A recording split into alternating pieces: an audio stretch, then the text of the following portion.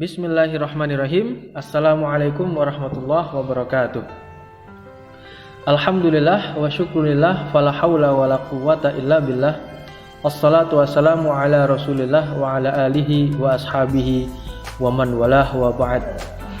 Alhamdulillah, puja dan puji syukur kita ucapkan kehadirat Allah Subhanahu wa taala karena atas limpahan nikmat, karunia, hidayah serta inayahnya sehingga kita sampai saat ini dapat senantiasa melaksanakan perintah-perintahnya dan menjauhi larangan-larangannya.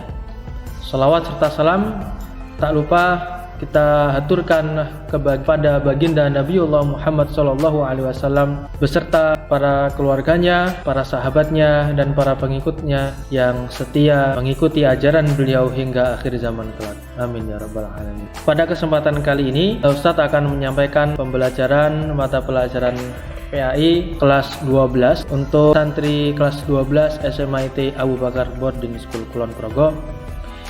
Bagaimana kabar antum semuanya? Semoga antum semuanya beserta keluarga senantiasa dalam keadaan sehat walafiat, dilindungi dan diberikan penjagaan oleh Allah Subhanahu wa taala dan dihindarkan oleh Allah Subhanahu wa taala dari berbagai penyakit, dari berbagai mudarat, dari berbagai malahbahaya dan hal yang tidak diinginkan. Amin ya rabbal alamin. Baik, pada kesempatan kali ini Ustadz akan menyampaikan pertemuan pertama, bab pertama. Langsung kita menuju ke pembelajaran. Kita mulai dengan membaca basmalah bersama-sama. Bismillahirrahmanirrahim. Di antara hal terpenting dalam kehidupan ialah berpikir positif. Kita mengetahui banyak sekali hal-hal yang penting dalam kehidupan, namun di antaranya yang tak kalah penting dengan hal-hal lain yang dapat menentukan bagaimana kualitas diri kita adalah berpikir positif atau positive thinking. Seseorang yang mempunyai kebiasaan berpikir positif, tentu hal tersebut akan berpengaruh juga terhadap perilakunya. Hal tersebut juga akan berpengaruh terhadap tabiatnya, sehingga secara keseluruhan yang ada dalam diri seseorang tersebut tentu keseluruhannya akan positif. Perkataannya positif, tindakannya juga positif, semuanya akan terbiasa menjadi orang yang positif. Dan tentu orang tersebut senantiasa merasa bahagia, merasa nyaman, merasa tenang karena senantiasa berpikir positif. Seseorang dalam melihat bunga mawar ini yang penuh duri dapat memiliki penafsiran yang bermacam-macam. Apabila ditinjau dari segi pemikiran antara positif dan negatif, tentu memiliki dua penafsiran yang berbeda. Orang yang positif tentu akan lebih fokus melihat kepada bunga mawarnya atau keindahannya terlebih dahulu. Nah, setelah itu duri yang ada ini tentu dia akan mempunyai anggapan bahwa menjadi pelengkap bagi keindahan bunga mawar tersebut karena akan memberikan perlindungan terhadap hal-hal luar yang menjadi pengganggu bagi keindahan bunga mawar ini. Namun berbeda halnya dengan orang yang berpikiran negatif. Tentu ia akan melihat kepada dirinya terlebih dahulu. Ia akan mengklaim bahwasanya bunga mawar ini kurang nyaman karena ia mempunyai duri, kurang baik karena ia memiliki duri, dan mengesampingkan keindahan yang ada dalam bunga mawar ini. Itulah dua penafsiran dari pemikiran orang yang berbeda antara positif dan negatif. Orang yang senantiasa berpikiran negatif, tentu dia dalam hidupnya akan terpengaruh juga dari perilakunya, pemikirannya, semuanya bisa jadi akan negatif pula. Dia akan merasa sedih, resah, gundah, kehidupannya merasa kurang nyaman, dan sebagainya. Tentu akan berpengaruh kepada aktivitas dia sehari-hari. Beda halnya dengan orang yang berpikiran positif. Ia punyai salah satu ciri orang yang tidak mudah menyerah. Orang yang senantiasa mampu atau survive dalam segala macam keadaan, dalam segala macam kesulitannya, dalam berbagai macam rintangannya yang dia hadapi, ia akan senantiasa memiliki pemikiran positif yang mana ia yakin bahwasanya kesulitan tersebut justru akan menjadi pelengkap dalam hidupnya yang akan memberikan kualitas hidup yang lebih baik dengan kesulitan-kesulitan yang ada, sehingga dia akan mempunyai rasa yang tertantang untuk menyelesaikan kesulitan-kesulitan yang dia hadapi tersebut. Orang yang berpikiran positif tentu ia akan berpikir bahwasanya segala kesulitan yang ada pasti memiliki solusi. Sehingga apapun pekerjaan yang ia lakukan, yang ia kerjakan, tentunya akan bisa terselesaikan dengan baik karena ia memiliki positive thinking, bisa dikatakan juga sebagai problem solver.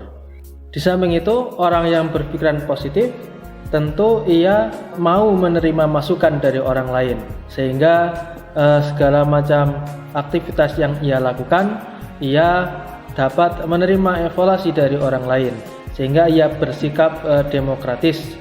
Dia tidak menganggap bahwasanya dirinya yang paling benar, sehingga tidak dapat diberi masukan oleh orang lain. Namun tentu apa yang dia lakukan ada kekurangan di dalamnya, sehingga orang lainnya yang dapat memberikan masukan, sehingga kekurangan tersebut dapat tertutupi. Nah, demikian pendahuluan pada pagi hari ini. Untuk itu, materi yang kita pelajari adalah berpikir kritis dan bersikap demokratis. Karena orang yang memiliki pemikiran yang positif, tentu ia akan mencari memandang segala aktivitas yang ada dengan pemikiran yang berbeda, sehingga ia senantiasa memiliki pemikiran yang kritis.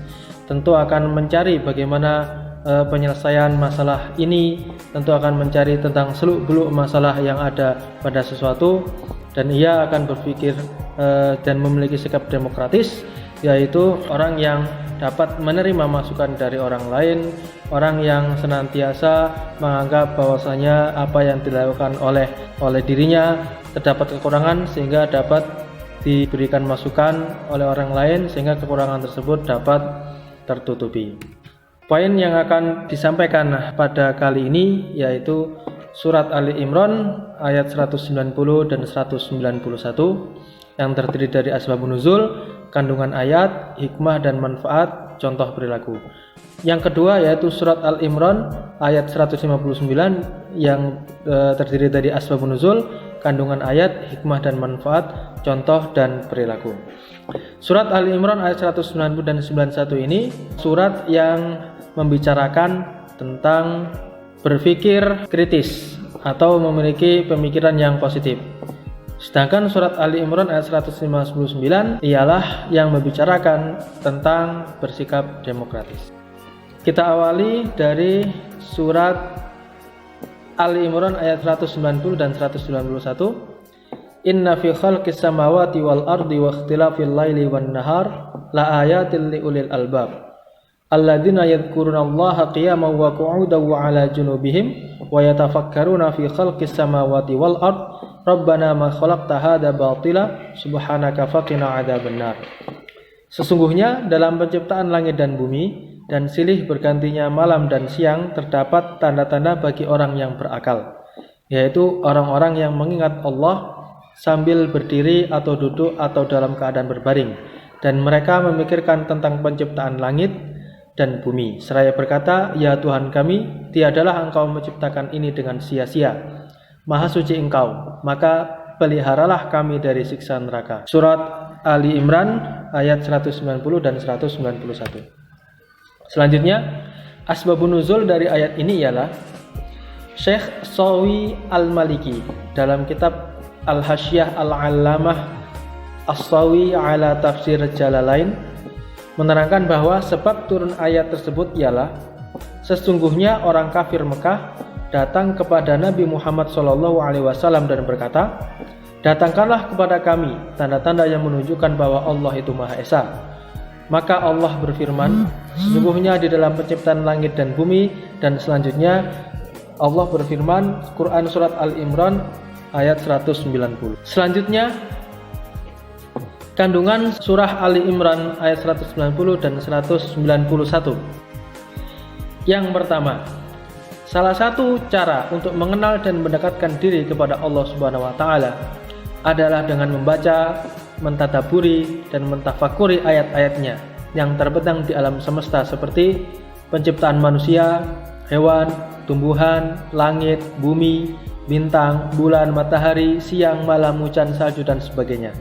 Tentu apabila kita mentafakuri, mentadaburi apa yang ada dalam alam semesta, banyak sekali hikmah-hikmah yang dapat kita petik, banyak sekali pelajaran-pelajaran yang dapat kita ambil. Tentu di situ dapat meningkatkan keimanan yang ada dalam diri kita. Karena semua penciptaan Allah Subhanahu wa taala yang agung tersebut dapat kita temui, dapat kita lihat di sekitar kita. Ini salah satu dari view kebesaran Allah Subhanahu wa taala yang ada di muka bumi ini. Selanjutnya, semua ini menjadi tanda-tanda kebesaran Allah bagi orang yang berpikir dan akan meninjau menurut bakat pikirannya masing-masing. Misalnya sebagai ahli ilmu alam, maka tentu ia akan meninjau, mempelajari dan memperhatikan apa keilmuan, hikmah-hikmah yang ada di alam semesta. Ilmu bintang, ilmu tumbuhan, ilmu pertambangan, seorang filosofi, ini huruf D, yang betul adalah filosofi, atau penyair dan seniman, semua akan terpesona oleh tabir alam yang luar biasa. Selanjutnya, secara garis besar, kedua ayat tersebut mengandung dua anjuran, yaitu yang pertama, anjuran kepada manusia untuk senantiasa melakukan aktivitas zikir. Secara bahasa, dzakara yadhkuru yang artinya menyebut, menjaga atau mengingat-ingat. Sedangkan secara istilah ialah mengingat Allah dalam segala kondisi, baik ketika duduk, berdiri maupun berbaring. Zikir dapat dilakukan dengan hati, lisan dan perbuatan. Zikir dengan hati ialah senantiasa percaya dan yakin bahwasanya Allah Subhanahu wa taala merupakan zat yang mengawasi kita, zat yang maha mendengar apa yang kita ucap, maha mengetahui apa yang kita lakukan. Zikir secara lisan ialah kita senantiasa mengucapkan asma Allah, zikir-zikir yang telah diajarkan oleh Rasulullah SAW, seperti subhanallah, walhamdulillah, wala ilaha illallah, Allahu akbar, atau melakukan istighfar juga. Zikir dengan perbuatan yaitu senantiasa melakukan setiap raga yang kita miliki, setiap anggota badan yang kita miliki dalam rangka kebaikan, dan kita lakukan, kita pergunakan untuk melakukan amal soleh atau beribadah kepada Allah Subhanahu wa taala. Kemudian selanjutnya yang kedua yang kita anjurkan dalam ayat ini kepada umat manusia adalah melakukan aktivitas fikir. Secara bahasa berasal dari kata fakkara yufakkiru yang artinya memikirkan dan mengingatkan. Dalam hal ini, berpikir berarti memikirkan proses kejadian alam semesta dan berbagai fenomena yang ada di dalamnya, sehingga mendapatkan manfaat darinya dan teringat kepada Sang Pencipta alam, yaitu Allah Subhanahu wa taala. Aktivitas zikir dan pikir tersebut harus dilakukan secara seimbang. Jadi tidak boleh dilakukan dengan porsi yang lebih antara satu dengan yang lainnya. Semuanya harus proporsional dan seimbang, dan juga sinergis. Sebab jika hanya melakukan aktivitas pikir saja, hidup manusia akan tenggelam dalam kesesatan. Kenapa? Karena ia senantiasa mengedepankan akal pikiran manusia. Padahal tidak semuanya itu akal pikiran manusia sesuai dengan apa yang Allah Subhanahu wa taala kehendaki. Jika hanya melakukan aktivitas zikir, manusia akan terjerumus dalam hidup jumud, tidak berkembang statis. Tentunya apabila kita hanya berzikir, melafadzkan asma Allah saja tanpa diimbangi dengan aktivitas pikir, maka kehidupan kita akan tidak memiliki perkembangan yang signifikan. Kenapa? Karena manusia hidup di dunia ini juga diperintahkan oleh Allah Subhanahu wa taala untuk meraih atau mencapai kesejahteraan dalam hidup. Bagaimana caranya supaya mempelajari dunia agar kebutuhan yang ia butuhkan selama dunia dapat terpenuhi dengan baik, sehingga jika terpenuhi dengan baik maka ia juga akan tidak susah untuk melakukan aktivitas ibadah dan zikir kepada Allah Subhanahu wa taala. Sementara jika melakukan aktivitas zikir dan pikir tetapi masing-masing terpisah, dikhawatirkan manusia akan menjadi sekuler karena antara satu sama lain saling tumpang tindih. Baik, kita menuju ke ayat selanjutnya, yaitu ayat tentang bersikap demokratis, yaitu surat Ali Imran ayat 159. Fabima rahmatin minallahi linta lahum walau kunta faddan ghalidhal qalbi lang faddu min haulik fa'fu anhum wastaghfir lahum wasyawirhum fil amr fa idza azamta fatawakkal 'ala Allah innallaha yuhibbul mutawakkilin. maka disebabkan rahmat dari Allah lah kamu berlaku lemah lembut terhadap mereka. Sekiranya kamu bersikap keras lagi berhati kasar, tentulah mereka menjauhkan diri dari sekelilingmu. Karena itu maafkanlah mereka, mohonkanlah ampun bagi mereka, dan bermusyawaratlah dengan mereka dalam urusan itu. Kemudian apabila kamu telah membulatkan tekad, maka bertawakallah kepada Allah. Sesungguhnya Allah menyukai orang-orang yang bertawakal kepadanya. Surat Ali Imran ayat 159. Asbabun nuzul dari ayat tersebut ialah ayat ini turun setelah perang Uhud usai, di mana dalam perang tersebut pasukan muslimin mengalami kekalahan. Apakah penyebab kekalahan kaum muslimin pada perang Uhud? Penyebabnya ialah sebagian pasukan Islam tidak menaati perintah Rasulullah SAW, sehingga mereka meninggalkan posnya sebelum adanya perintah dari beliau, karena sudah terburu-buru untuk mengambil harta rampasan perang yang telah ditinggalkan oleh musuh yang sudah kabur. Meskipun demikian, beliau tidak marah, tetapi tetap bersikap lemah lembut dan mengajak mereka bermusyawarah dan memohonkan ampunan kepada Allah SWT. Selanjutnya, kandungan surah Ali Imran ayat 159. Ayat tersebut menjelaskan bahwa berkat rahmat Allah yang begitu besar, Nabi Muhammad SAW dijadikan pribadi yang berbudi luhur dan berakhlak mulia. Ini dapat dibuktikan dari penjelasan asbabun nuzul tadi, bahwasanya beliau memaafkan kesalahan para sahabatnya yang melakukan kesalahan pada perang Uhud, dan beliau memohon ampunkan kepada Allah SWT atas kesalahan para sahabat. Beliau tidak berperilaku keras serta kasar. Beliau merupakan pribadi yang berperilaku dan berhati lemah lembut. Selain itu, Rasulullah SAW senantiasa memberi maaf kepada siapa saja yang telah berbuat salah, termasuk kepada para sahabatnya yang telah melakukan kesalahan. Hal tersebut terbukti pada perang Uhud. Beliau memohonkan ampun kepada Allah untuk kesalahan para sahabatnya dan bermusyawarah kepada mereka untuk memperbaiki kesalahan tersebut. Dari sini kita dapat mengambil kesimpulan bahwasanya Rasulullah SAW telah memberikan teladan bagi kita bagaimanakah sejatinya sikap demokratis itu. Secara umum, kandungan ayat tersebut dapat disimpulkan dalam beberapa hal, yaitu yang pertama, seorang pemimpin yang berbudi pekerti baik memberikan dampak positif bagi rakyatnya dan sebaliknya. Seorang pemimpin adalah suri tauladan bagi rakyatnya. Masalah apapun harus dihadapi dengan lemah lembut melalui jalur musyawarah untuk mufakat. Apabila telah dicapai suatu kesepakatan, maka semua pihak harus menerima dan bertawakal kepada Allah Subhanahu wa Ta'ala.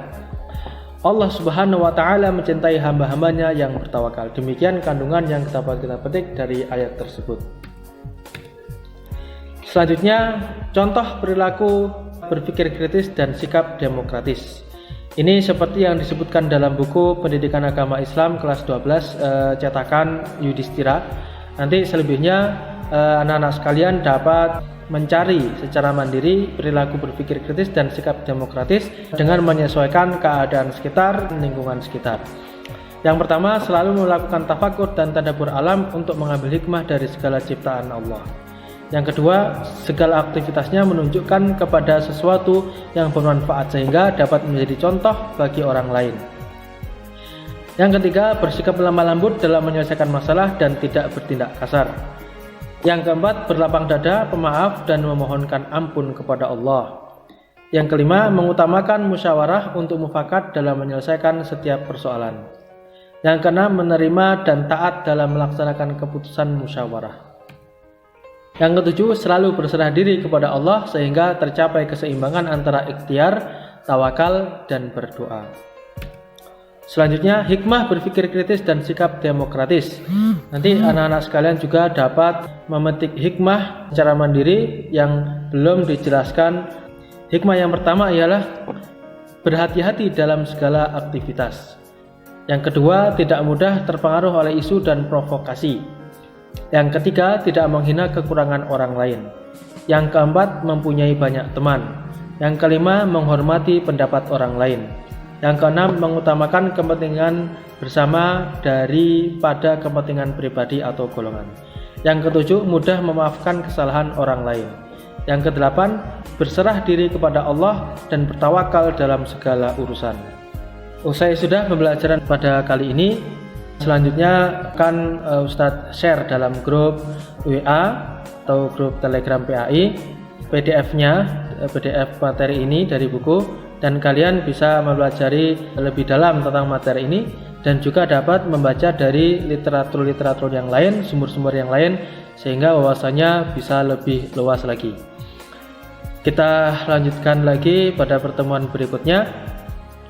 Ustadz akhiri, apabila ada salah kata, salah ucap, mohon maaf yang sebesar-besarnya. Wabillahi taufiq wal hidayah. Wassalamualaikum warahmatullahi wabarakatuh.